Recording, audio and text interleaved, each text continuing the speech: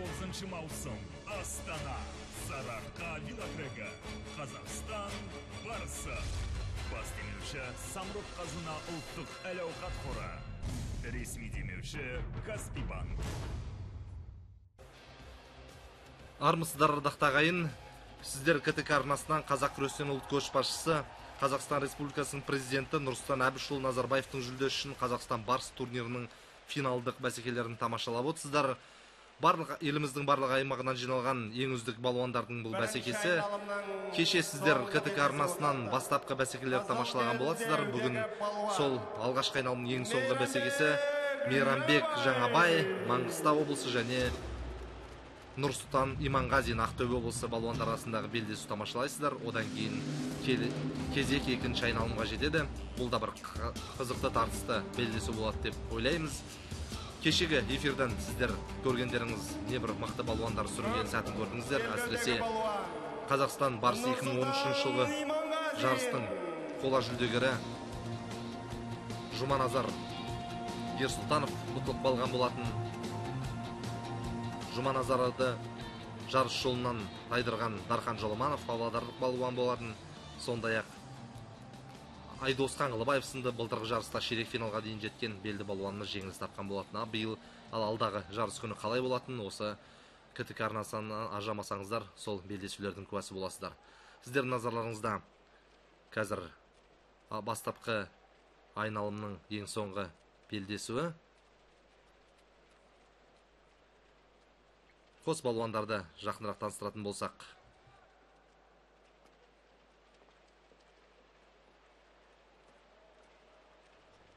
қызыл белбеулі балуан Мейрамбек Жаңабай, осы жарыста ең жас балуан. Көріп отырсыздар, ол небәрі 18 жаста. Биылғы жылдың 12 қыркүйегінде 19 жасқа толады. Жас қыран лақабаты, салмағы 87 келі, бойы 177 сантиметр. Мейрамбектің бапкері Қабыл Бейсенқұл. Оның қарсыласы жайында айтар болсақ, Нұрсұлтан Иманғазин, Ақтөбе облысының өкілі, Сарбала лақабаты, 1990 жыл туған, салмағы 95 келі және бойы 180 сантиметр. Ол Эдуард Саламаттың қоластында жаттығады.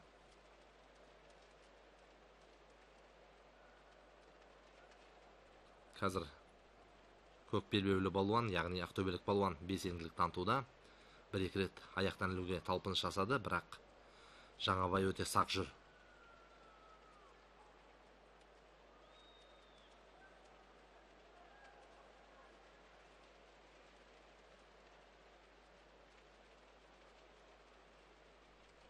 Ал сіздермен бірге осы комментатор болып отырған Ғалым Сүлеймен. Біз айттық, барлық белді балуандар осы жарысқа бас қосты, яғни еліміздің әр аймағынан негізі 32 балуан күресуге тиіс еді, бірақ түрлі себептермен 5 балуан бір жарыстан шеттетілді. Сол себепті 33 балуан күресуге тиіс еді, сол себепті 28 балуан ортаға шығып, өз өнерлерін ортаға салуда қазір. Солардың біразы қазірдің өзінде жарыс жолынан шығып қалды. Осы белдесуден кейін нағыз мықтылар мен осалдардың ара жігі ажырай түсетін болады.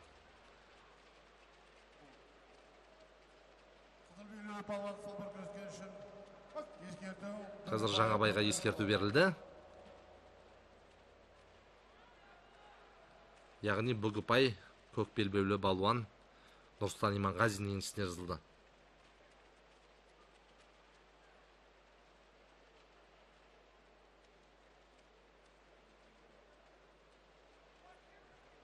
Өте сақ жүр балуандар, салмақтары шамалас, жасты шамалас.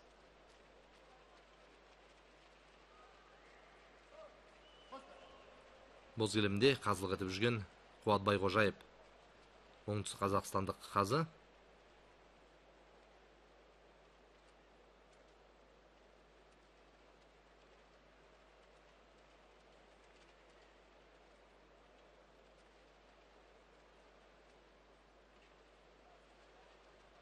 Егер ұтымды әдіс жасамайтын болса, қос балуан белсенді қимылдамайтын болса, тағы да бір ескерту жасалуы мүмкін. Ол кімге жасалады, біз қазір көре жатармыз. Әзірге қос балуан тарапынан да бір ерекше бір белсенді қимыл көріп отырған жоқпыз. Бір-бірінің белбеуінен ұстауға талпынуда иықтан жармасуға, бірақ әзірге бұл нәтиже берер емес. Жоқ, есепке алынған жоқ бұл. Яғни тізесі тиген жоқ, дегенмен де ескерту алып қалуы мүмкін қазір. Қаупі бар ондай.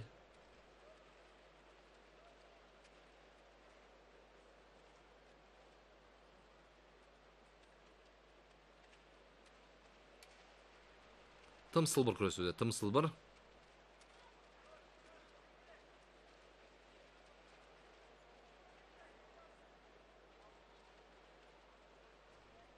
Ара-тұра Нұрсұлтан шабуылдауда. Бірақ Мейрамбек тек қана қорғанумен жүр.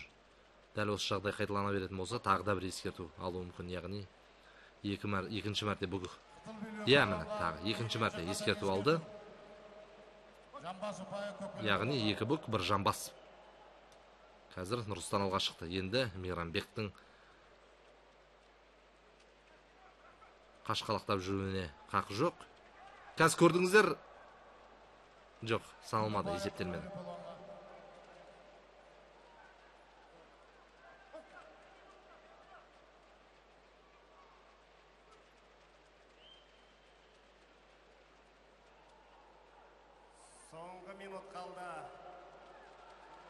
Соңғы минут қалды. Енді Мейрамбекке белсенділік таныту қажет.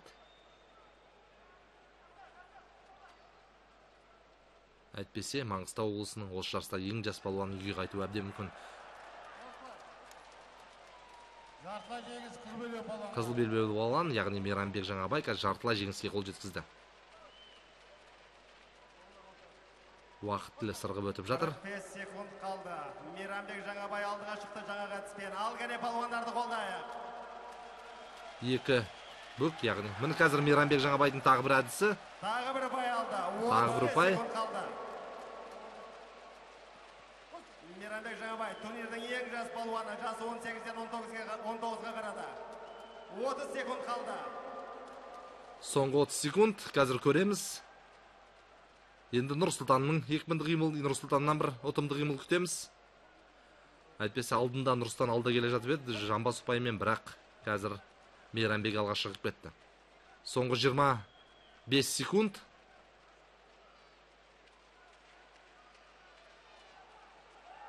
Өте тамаша, міне көрдіңіздер. Шешу сәтте ширақ қимылдаған Мейрамбек Жаңабай, Маңғыстау облысының өкілі, осы жарыстағы ең жас балуан.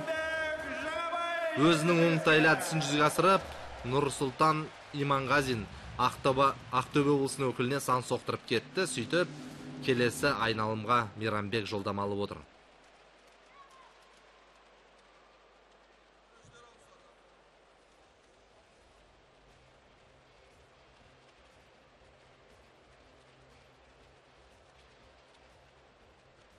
Жеңімпаз әр қарсыласын жеңген сайын соның қасқыр терісін өзімен бірге арқалап кетеді. Оны біз көріп отырмыз. Сонымен қатар 100 мың теңге көлемінде сыйақы алады. Ал жарыстың бас жүлдесі иеленген спортшыға алтын белбеу, тай тұяқ және 150 мың ақш доллары көлемінде сыйақы берілетінін біз тағы да бір естеріңізге сала кетейік. Жаңабайдың орындауындағы өте жақсы әдіс. Жылдың ең айтулы додасы Қазақстан барысы. Міне көріп отырсыздар, енді осы Қазақстан барысын деңгейін көтеру мақсатында әлем барысы жолындағы жарысты ұйымдастыру жайындағы осы идеяның авторы Арман Шораев үлкен ой айтқан болатын. Оған 50-ге жуық ұлттық құрама жиналады деп айтылды. Бұйыртса, ол күнге де жетеміз. Петро Қазақстан акционерлік қоғамы вице-президенті Есенғалиев Бақытжан Рүстілеуұлына алғыс айтамыз. Hyundai Elantra сауда белгісімен Астана Моторс. RG бренді Қазақстан, Асу Ауызсу брендімен турнирдің серіктестері Қазақ Телеком акционерлік қоғамы және Қазақстан онлайн. Турнирдің ресми демеушісі Қазақстанның ірі бөлшектік банкі Каспий банк. Каспий зор жеңістіктерге жетіп, еліміздің даңқын асырғандардың бәріне қолдау көрсетеді. Боз кілемге күрес шеберлерін емес, сахна саңлақтарын шақырайық. Қарсы алыңыздар, сахнада Алашұлы тобы. Міне жаңағыда жоғарыдағы сөзімді сабақтайтын болсақ, ол Астана Экспо 2017 жыл халықаралық көрме кезінде миллиондаған туристер келетіні белгілі. Елімізде сол кезде әлем барысын өткізу жоспарланып отыр екен. Қазақстан барыс қоғамдық қоры қамқорлық кеңесінің төрағасы осы турнир идеясының авторы Арман Шораевтың айтуынша оған 50-ге жуық мемлекеттің өкілдері келеді. Әрине, әлем барысын өткізудің кезі келді, өйткені Қазақстан барысынан кейін Евразия барысы өтті. Евразия барысында деңгейі қаншалықты жоғары, қаншалықты керемет болған сіздер жақсы білесіздер. Онда да қазақтың қайсар ұлдары өз қарсыластарының барлығында жығып, бас жүлдені командалық есептелінген болатын. Егер әлем барысына төрткүл дүниенің теңдессіз балуандары жиналып жатса, бұл әрине қазақ күресі деген көрсеткен зор құрмет, үлкен мәртебе болатыны даусыз. Енді сіздер бастапқы бәсекелерді толықтай тамашаладыңыздар. Кеше КТК арнасынан берілген болатын. Енді қазір сіздер екінші айналымдағы жекпе-жектерді көретін боласыздар.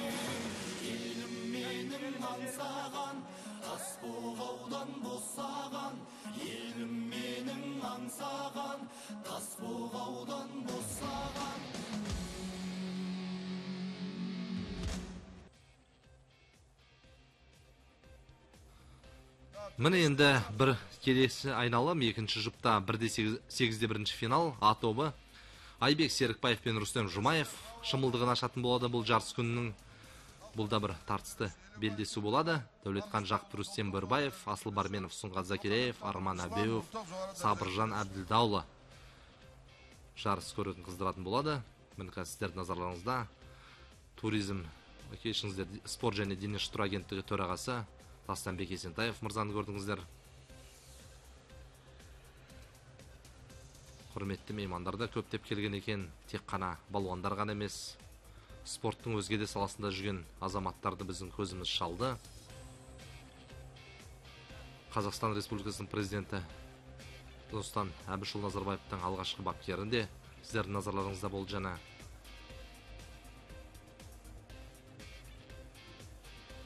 мұны қариялардан бастап жас балаларға дейін келіп Қазақстан барысын тамашалауда.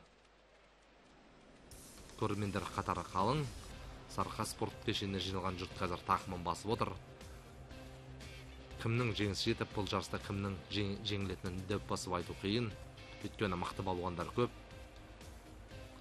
Егер осы жарыс барысында атақты балуандардың өздерін дарынды, жалын жаста сүріндіріп жатса, оған да еш таңданбаймыз.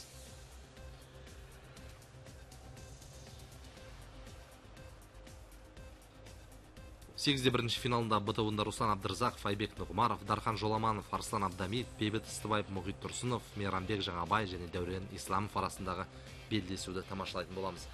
Енді Қазақстан барысының біз мәні мен маңызына жоғарыда тоқталды. Қазақ күресінің егізін тыныш ашылды. Төлленерімізді өргендетуге атсалысқан азаматтардың осындай идеясы керемет болды. Қазір барынша қолдау табуда. Енді әр жылдарда қазақ топырағында мықты балуандар болды ғой. Біз айтты, Қажымұқан мен балуан шолағадан бастау алатын жеңісті жол. Кейінгі жылдарда міне көптеген тойларда, көптеген дүбірлі доталарда топ жарған біздің балуандарымыздың есімдерін осы рет атап кетсек еш артықтық жоқ.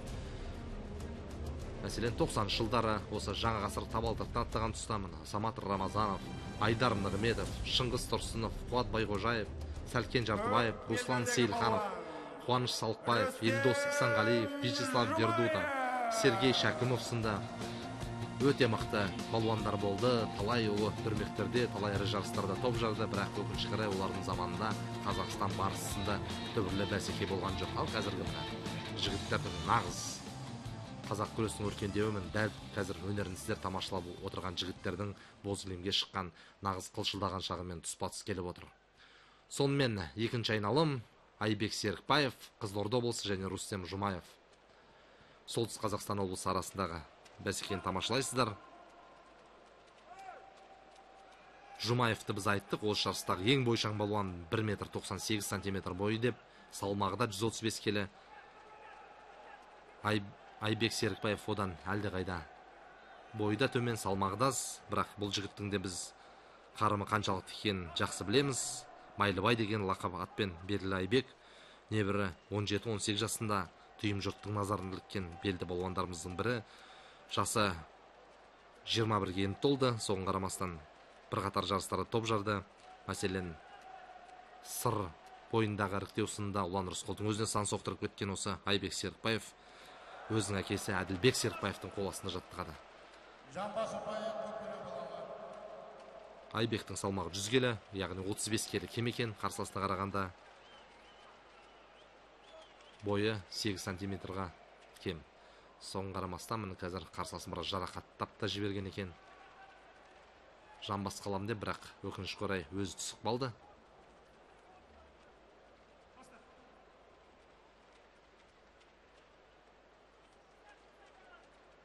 Әрине қара күшке салу мүмкін емес, сондықтан да айлаға жүгінген жөн бұл ретте Айбекке. Әйтпесе Рустамды жығу оңайға соқпас.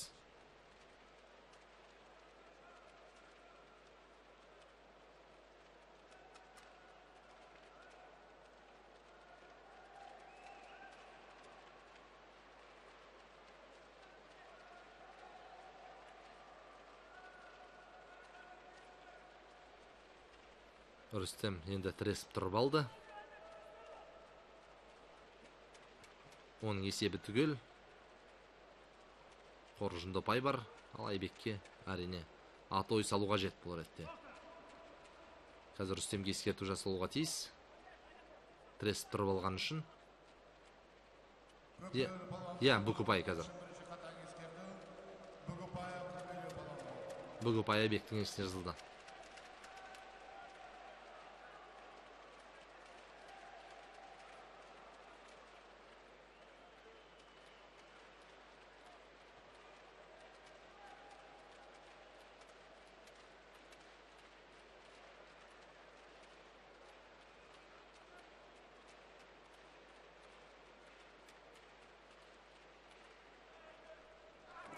Өте таза жеңіс, ешқандай күмән жоқ мына.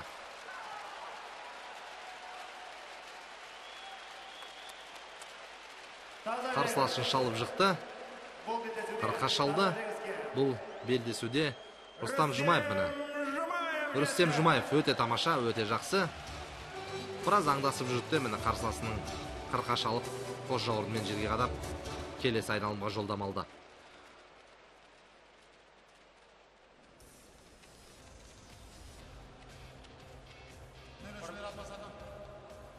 Былтырғы барыста да бұл жігіт өте жақсы күрескен.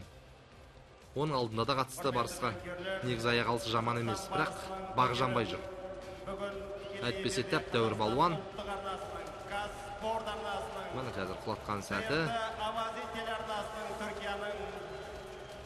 Арқылы көптеген көрермендер көріп отыр. Сондай-ақ биыл 2-ші жыл қатарынан Ресейдің Боец телеарнасы да таратып жатыр. Сол телеарнаның бас директоры Сергей Завилевский мырза бүгін бізде қонақта. Боец каналының мына директоры да басшысы да келген екен осы жарысты көру үшін. Біз айттық, Түркияның 2-1 арнасы тікелей хабар таратуда деп. Одан бөлек басқа да көптеген елдерден, сонау Жапонияның Окинава аралынан да мына майталман жекпе-жек шеберлері келіп отыр екен. Бұл әрине қазақ күресінің деген мерейінің өсіп келе жатқанның айқын бір айғағы.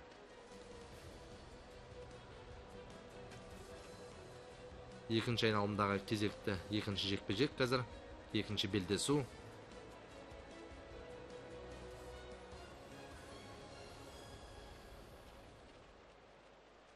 Дәулетхан Жақыпов Жамбыл облысының өкілі, және оның қарсыласы Рустем Бөрбаев Ақтөбе облысы.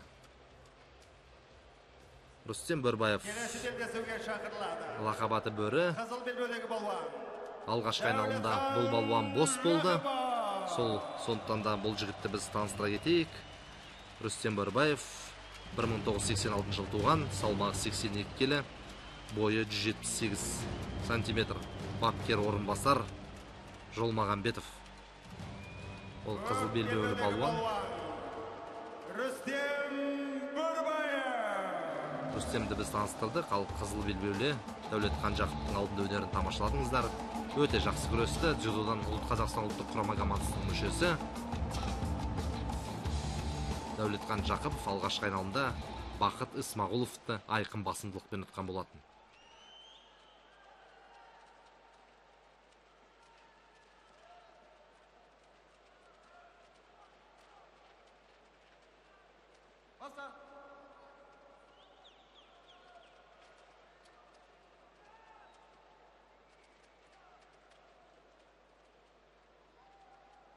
Ақтөбелік балуан бірінші рет қатысып отыр Қазақстан барыс жарысына.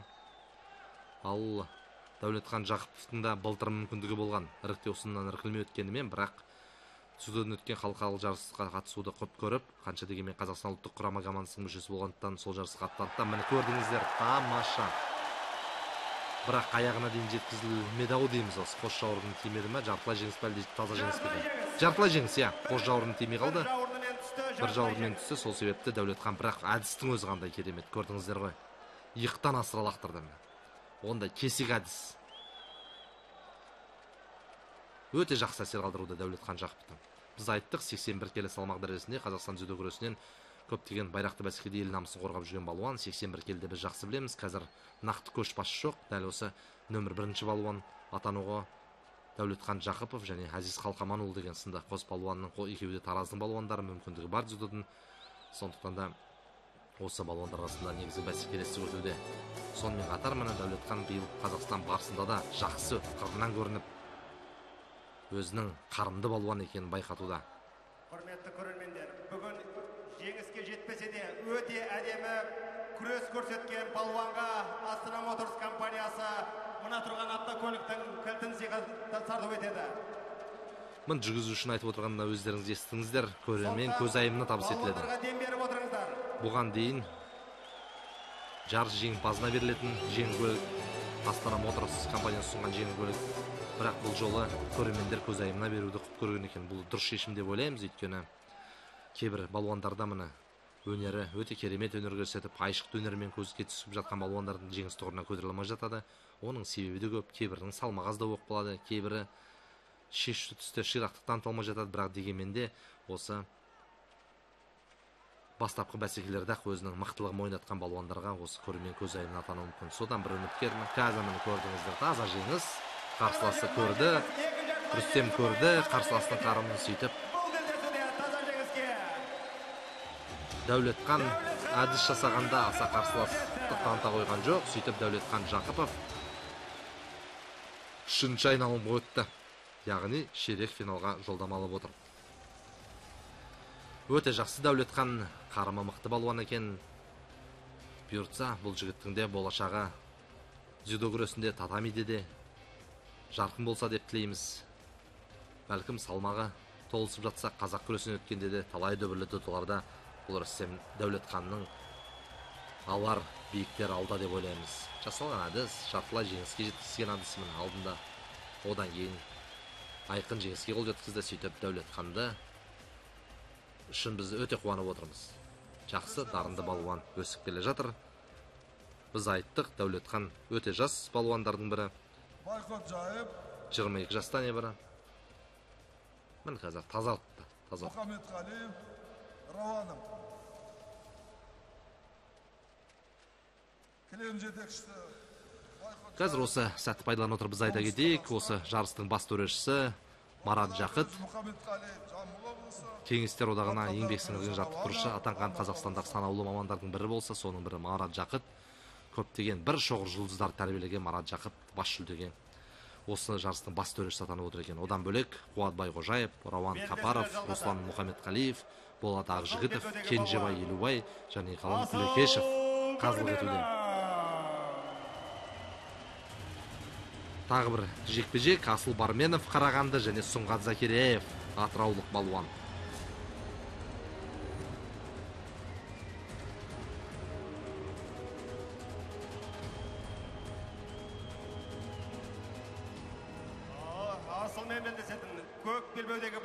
Асыл Барменов алғашқы айналымда өзін жақсы қырынан көрсетті. Өте жақсы күресіп, ақмолалық Леонид Станиевті таза айқын басымдылықпен ұтқан болатын.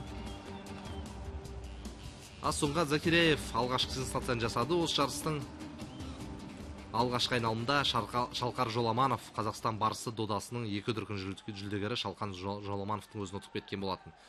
Бірақ бір айта кетерлігі, Шалқар Жоламановтың осы жарыста кеңінен көсілуге аяғынан алған жарақаты мүмкіндік берген жоқ. Дегенмен де алғашқы сенсациялық нәтижеде осы Сұңғат Закиряевтың нәтижесін тіркелді. Сөйтіп Сұңғат пен Асыл енді екінші айналымда өзара күш сынасуда.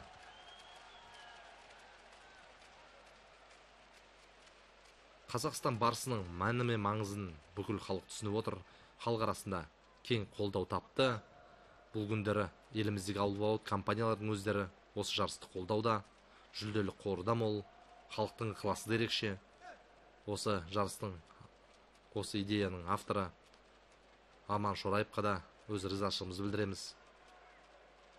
Моңғолиядан осындай моңғолдар күресін көріп келіп, қазаққа да осындай бір үлкен жарыс, төл өнерімізден үлкен жарыс ұйымдастыруды мақсат тұтып, мұны соны жүзеге асыра білді. Осы орайда осы істің басы қасында жүрген азаматтардың да жанкештілігін осында тәуекелге барғанына ризамыз. Бұл күндеріне Қазақстан барысы күресу әр балуан үшін үлкен арман, үлкен мәртебе, үлкен белес.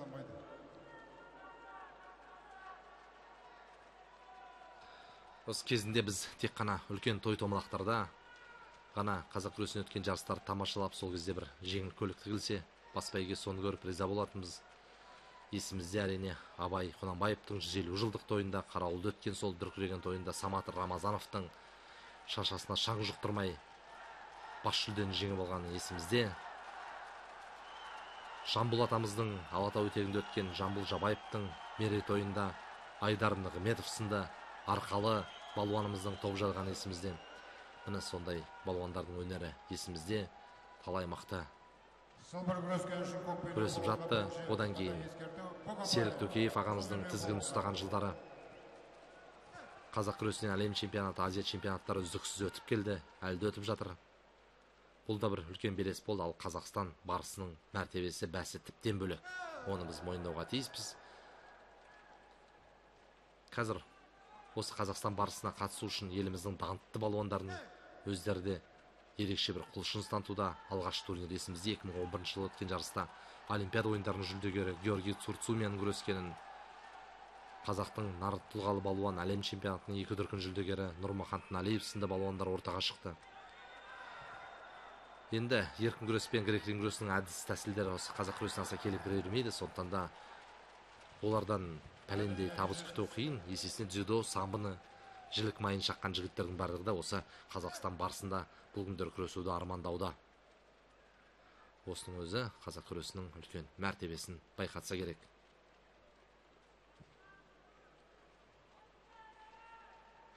Асыл Барменов үшін бұл екінші мәрте, егер қателеспесек, осы Қазақстан барысына күресіп отырғаны.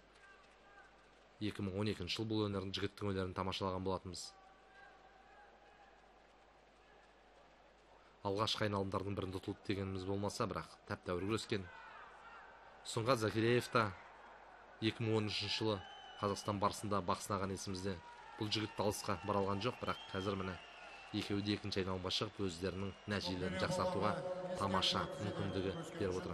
Қазір сылбыр күрескен үшін қос балуан алма кезек ескертулер алуда. Бірақ біз көрдік,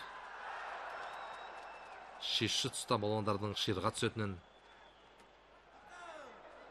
Сондықтан да осы белдесу мерзімнен бұрын аяқталып кетіп жатса да еш таңдануға болмайды. Әзірге барыс таразы бас тең. Сәл ғана басымдылық Асыл Барменов жағында, бірақ Сұңғаттың бұл қателікті солқылықтың орнын іздеуге әлі де уақыты бар.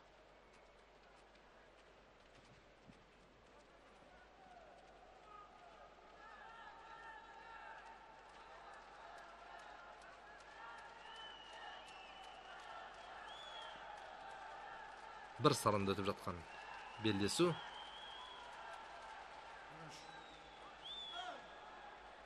Сұңғат қарсыласына қарағанда әлдеқайда жас. Сондықтан да Асыл шаршап қалмаудың амалына кірісіп жатқан секілді. Сұңғат 21 жаста.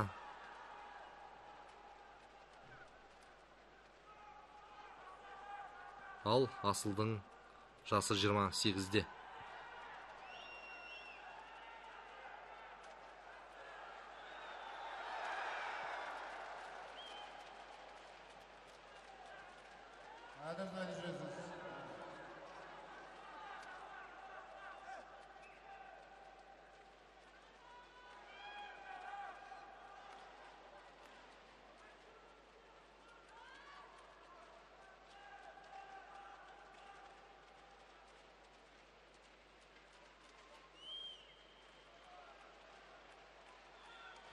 Әзірге бір-бірінің осал тұсын табу қос балуан оңай болмай жатыр.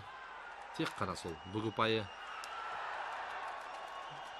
Бұл да бір бүгіпайға бағаланды деп ойлаймын.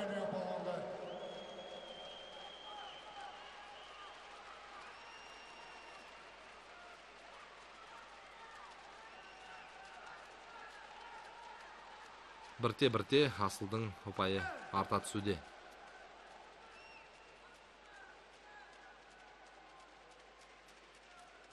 Белдесудің аяқталуына 1 минут қалды. Әзірге Асыл Барменов алда. Асыл Барменовте бір жамбас, 2 бүк ұпайы бар екен.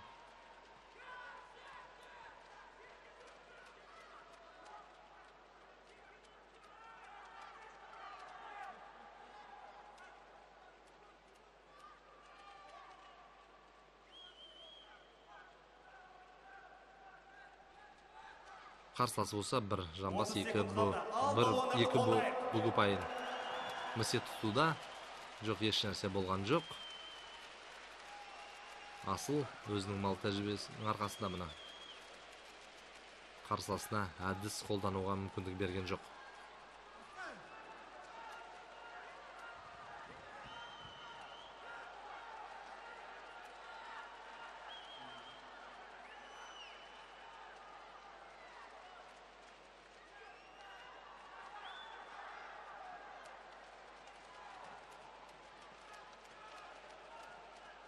Қызыл белбеу балуанда күрестен ескерту, енді бір бүк сұңғаттың есіне жазылады, бірақ одан жағдай өзгере қойған жоқ.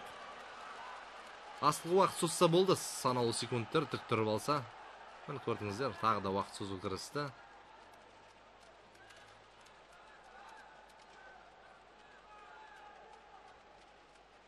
Төреші де міне дұрыстап күрессеңдерші деп сыңай тартқандай болды. Соңғы атты қарсыласым күреспей жатыр деп төрешіге бір шағында. Міне қазақтың даңқты балуаны, Олимпиада ойындарының жеңімпазы Жақсылық Шүкемпіров ағамыз, оның қасында Дүниежүзілік қазақ күрес федерациясының президенті Серік Төкеев мырза және елімізде спорт басшыларының бірі Елсияр Қанағатов мырзаны көріп отырсыздар, сіздердің назарларыңызда. Сөйтіп Асыл Барменов бұл жекпе-жекте, бұл белдесуде жеңіс жетті. Тартыс өтті деп айта алмаймын жекпе-жек, бірақ дегенмен де тірнектеп жиған ұпайлары Асылдың келесі айналымға жолдама алу үшін жеткілікті болды. Мін тағы да бір қасқыр терісін және тағы бір 100 000 теңгені Асыл бауырымыз қалдасына басты. Украинадан арнайы келген қонақ Ежевский Лев Рудольфович отыр. Міне Лев Рудольфович елбасының алғаш тренері Украинадан келіп отыр екен. Айтып отыр, осы жарыс тамашалау үшін арнайы келген екен. Елбасы Нұрсұлтан Әбішұлы Назарбаев та кезінде еркін күреспен айналысқан, жақсы білесіздер. Міне сол ұлт көшбасшысының кезінде баптаған Лев Рудольфович сіздердің назарларыңызда. Кілем жетекшісі Елубай Кенжебай Маңғыстау кілемдегі төреші, қапталдағы төреші Мұхаммед Қалиев Жамбыл облысы. Белдесулер жалғасады. Қызыл белбеудегі балуан Арман Абеев. Арман Абеев алғашқы айналымда Саят Шамшиевті жолынан тайдырған. Саят Шамшиевке шаңға аптырып кеткен Арман Абеев екінші мәрте боз кілемге шығуда. Оның қарсыласы Әбділдаұлы Сабыржан, Оңтүстік Қазақстан облысының балуаны. Әбділдаұлы Сабыржан алғашқы айналымда бос болды. Ол оңтүстік арланы деген лақап атқа ие. 1989 жыл туған, салмағы 110 келі, бойы 182 сантиметр. Сабыржан Құралбай Орынбасардың қол астында жаттығады.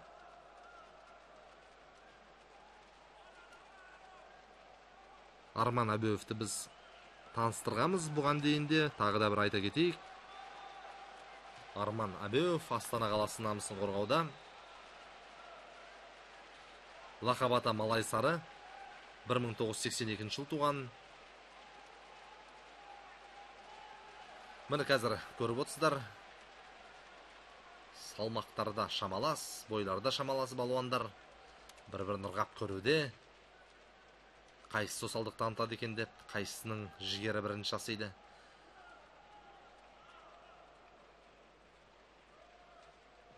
Деп бір-бір міне әзірге аңдасы барласып қана жүр.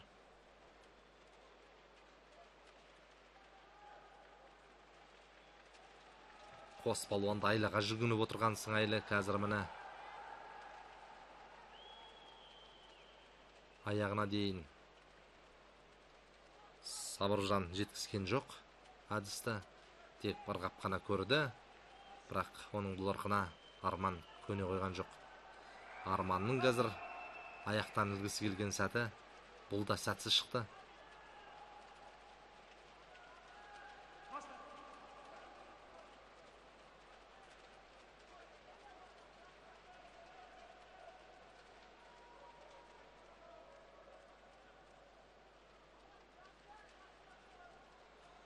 Әзірге тек текетірес.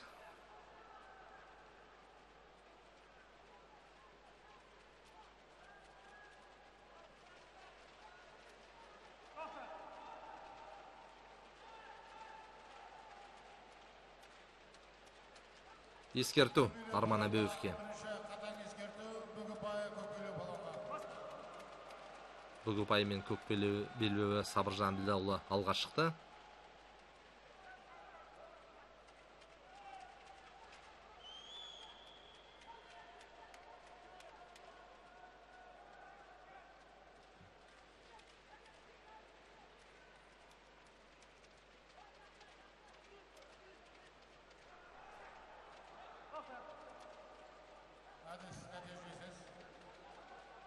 еш нәрсе болған жоқ, әдіс жасалған жоқ.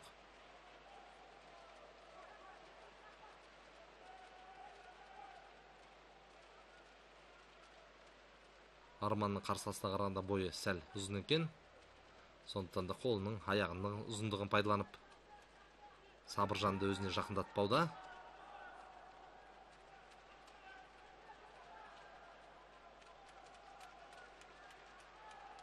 Ал егер ыңғайы келіп жатса, алып соғуға да Арман қазір даяр. Енді көк белбеулі балуанға ескерту, яғни бүк ұпайға Арман ие болды. Таразы басы қазір теңселіп тұрған сәт. Тең есеп. Бір-бір бүктен бар қос балуанда да. Кездесудің жартысы аяқталды. Әзірге есеп тең-тең.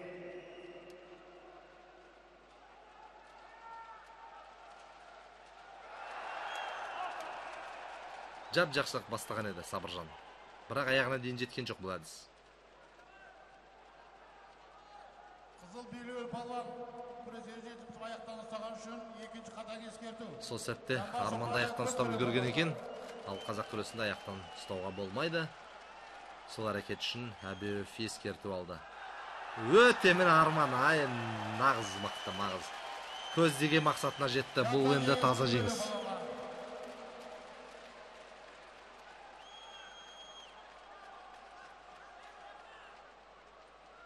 Бірақ қарсы жақтан қамшысын лақтырып дау. Енді қазақ күресінің әдісі өз наразылықтарын білдірді. Яғни таза жеңіс болмаған екен, не бар жартылай жеңіс қана. Аяқтан үлгерген Арман жартылай жеңіске ие болды. Егер тағы да бір жартылай жеңіс болатын болса, онда бәсеке таза аяқталады. Қазір көреміз, Арманның оған күш-жігері жете ме? Әлде Сабыржан өз айласын жүзеге асыра ма?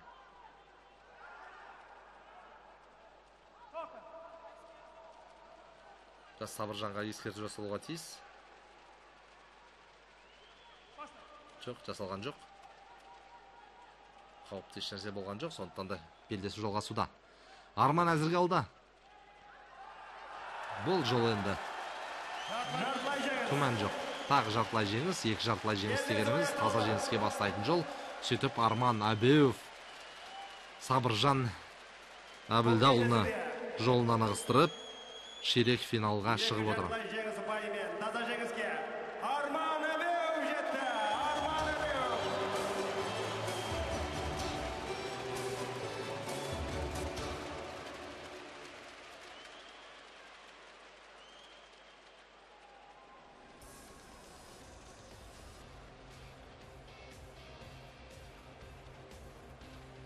Арман Әбеуов 2011 жыл, егер қателеспесе, Қазақстан барыс турнирінде ширек финалға дейін жеткен.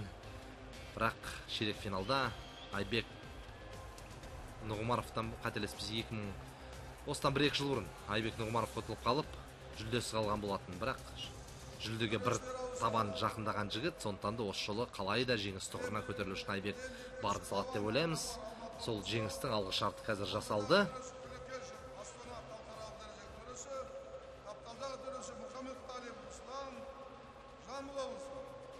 Өте керемет белдесу болады деп ойлаймыз. Сыр барысы және шығыс барысы Рустан Абдразақов және Айбек Нұғымаров сіздердің назарларыңызға қазір белдесетін болады. Айбек Нұғымаров Қазақстан барыс 2013 жылғы жеңімпазы, Қазақстан барыс 2012 жылғы жарыстың күміс қола жүлдегері. Рустан Абдразақов Қазақстан барысына бұған дейін 2 мәрте қатысқан балуан, жеңіс тұғырына сынық сүйем алғанда сүрінді. Сондай-ақ Рустан Абдразақов 2011 жылы Қазақстан барыс атанған Ұлан Рысқұлдың туғанын екеніміз айта кетуге тиіспіз. Ұлан Рысқұл, Садықшот Нұрынұлы осы бапкерлер Русланды осы жарысқа даярлады.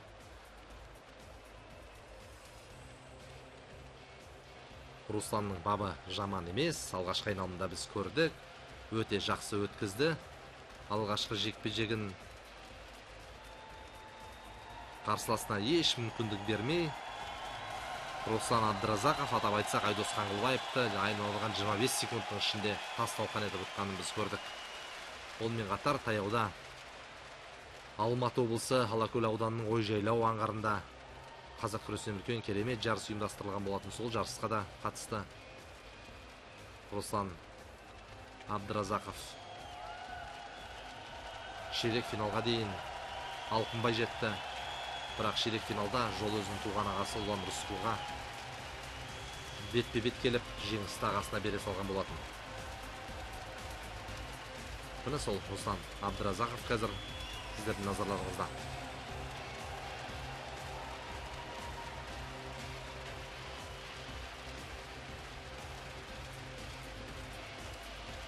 Сонымен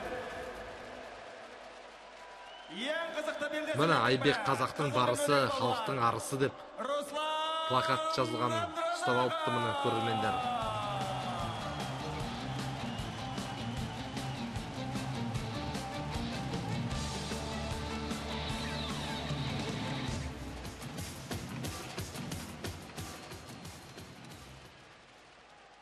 Русланмен белдесетін көк белбеудегі балуан 2013 жылға Қазақстан барысы Айбек Нұғымаров.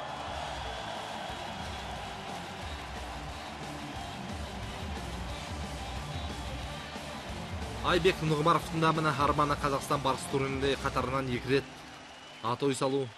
Бұған дейінгі Қазақстан барысы жарысын өздеріңіз жақсы білесіздер. 2 мәрте өткен ешкім жоқ. 2011 жылы Ұлан Рысқұл Қызылорданың балуаны бас жүлдені иеленді. 2012 жылы Бейбіт Істібаев Жамбыл облысының өкілі топ жарды. 2010 жыл дәп қазір сіздер өнерін тамашалап отырған қызыл белбеулі балуан Айбек Нұғымаров жеңімпаз атанған болатын.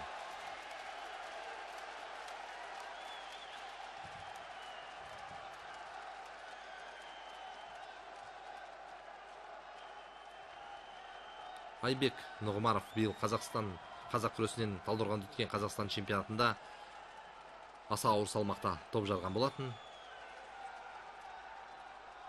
Сондықтан да бұл балуанның бабы жаман болмауға тиіс. Жоқ, бұндай ұпайлар есепке алынбайды әрине. Өйткені әдіс жасалған жоқ, аяғына дейін жеткізілген жоқ, таза жасалған жоқ.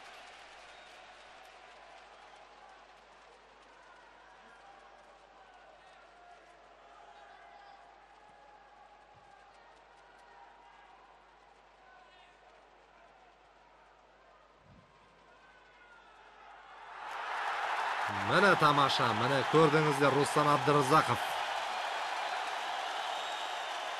Не айтуға болады?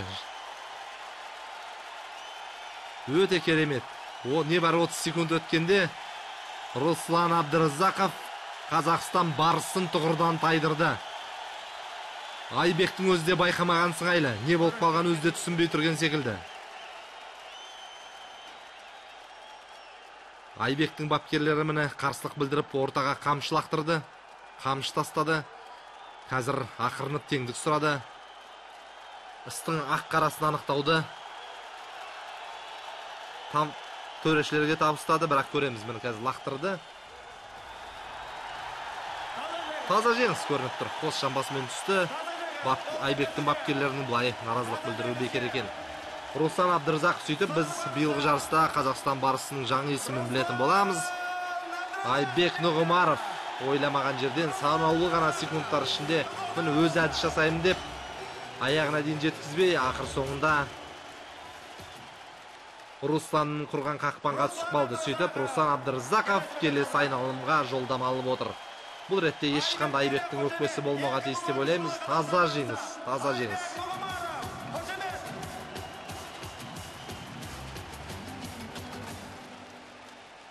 Өте тамаша. Руслан Абдыразақовтың міне бабы қандай екенін біз қазір анық байқап, анық көріп отырмыз.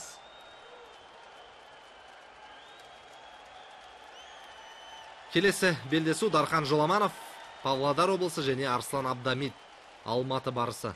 Алматы қаласының өкілі. Салмақтары екеуінің бірдей. Абдамит 6 сантиметр биік екен бойы. Шәл бойшаңдау. Дархан Жоламанов бұған дейін өздеріңіз көрдіңіздер. Осы турнирдің ең ірі балуаны, салмағы ең ауыр балуаны Жұманазар Ерсұлтановты ұтқан болатын. Ал Арслан Абдамит алғаш рет боз кілемге шыққалы отыр. Бірінші айналымда ол бос болды. Төрешілер алмасат. Арслан Абдамит 1986 жыл туған, салмағы 100 келі, бойы 185 келі, Дүйсенбек Аязбековтың қол астында жаттығады. Былтырда бұл жігіт іріктеу турниріне іріктемей шығып, осы Қазақстан барысында өнер көрсеткен болатын, бірақ алысқа шаба алған жоқ. Осы жолы Арслан бәлкім жақсы көрсетті деп ойлаймыз. Арслан Абдамит те алғашында дзюдомен алысқан, біз жақсы білеміз.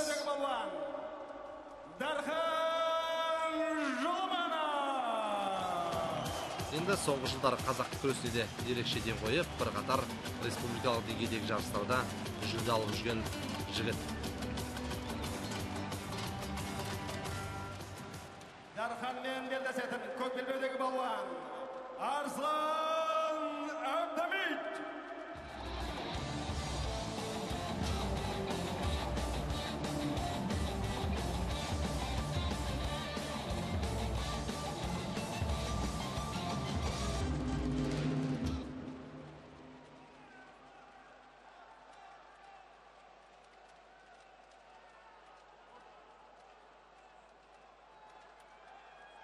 Арслан мен Дархан арасындағы қазір тартыс. Екеуі де түйдей құрдас, 1986 жылғылардың тумасы. Бір-бірінің әдіс тәсілін жетік біледі. Сондықтан да бұл жекпе-жекте кім тактикалық тұрғыдан сауатты қимылдайтын болса, бұл бәсеке соның пайдасына шешіледі. Әйтпесе екеуде оңайлықпен беріле қоятын балуандар санатынан емес. Арсланды айттық, дзюдо күресінің қас шебері. Дзюдо күресінде осы данықты балуанымыз әлем чемпионы, әлем чемпионатының күміс жүлдегері Максим Раховтың өзіне қарсылық көрсете білген балуан кезінде, бірақ кейіннен дзюдодан қол үзіп кетті. Бұл күндері Арслан қазақ күресіне ден қойып, былтыр Қазақстан барысына қатысты, биыл қатысуда міне. Әйтеуір Алматы қаласында Алып Шақарда Алатау бөктерінде өтіп жатқан жарыста үнемі алдына шан салмай жүрген балуан. Дарханды айттық, Кереку өңірінің мықтысы. Дарханның да өз Павлодар облысындағы іріктеу турнирінде дара шығып жүргеніне бірер жылдың жүзі болды. Әзірге Павлодар облысында бұл балуанның алдын орайтын ешкім жоқ. Ал Павлодар облысы сіздер жақсы білесіздер, кезінде Сергей Шакимов пен ағайынды Ашыровтермен танылған өңір, көріп отырсыздар, бір-бірін қазылақтырды, бірақ соңында Дарханның әдісі ұтымды болды шамасы. Қазір көреміз, бір-бірін айналдырып жіберді, бірақ бұл тартыста, бұл шиеленісте Арсланның екі иығы жерге тиген екен. Жоқ, бұл жерде дауласатын еш нәрсе жоқ. Қазір бейне таспаны қайталау барысында біз байқайтын боламыз. Тағы бір қайталап көрсетеміз. Міне көпшілік алдында ұсынылған үлкен экраннан қайталау барысы. Абдамит әдіс жасады. Тура жаңағы әдіс. Таза. Дәл осындай әдісті жаңа Жұманазар Ерсұлтановқа қолданған болатын. Жұманазарды әдіс жасап барып, қарсасын бір иығымен құлатты да, өзі екі иығымен бірақ түскен болатын. Арслан Абдамит те дәл сондайға түсті. Яғни Дархан бұл әдісті бүге-шігесіне дейін меңгерген екен. Өз құлап баратады да, қарсыласы әй жеңдім ау деп босантылған сәтте үстінен басып қалады. Дархан Шоламанов бір ғана әдіспен 2-1-дей азулы қарсыласын жолынан ығыстырды. Өте тамаша Дархан. Нағыз 8 қырлы бір сырлы жігіт екен. Риза болмасқа шара жоқ. Өте тамаша.